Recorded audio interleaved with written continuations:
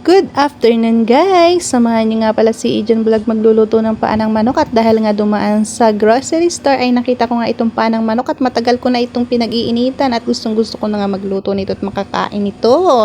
So ayan na ang pagkakataon ko kasi nga andito ako sa bahay ng kapatid ng aking amo. Okay, umpisahan ko na ng ilaga guys. Ilalaga muna natin bago yan i-adobo.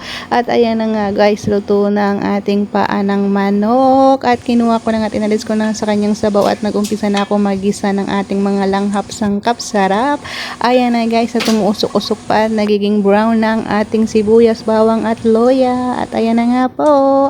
At isunod na natin ilagay ang ating paa ng manok at ang ating mga ingredients na mga soy sauce, suka, asukal at bay leaves at saka may chili pa yan guys para maanghang-anghang.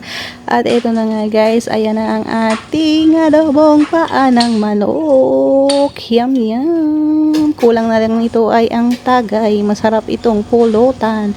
Ayan, kulong-kulo na ang paa ng manok guys. At ready to eat na yan for lunch.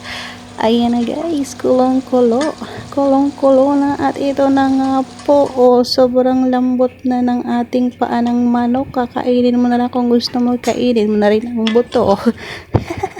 So yan guys, let's eat. Yum yum.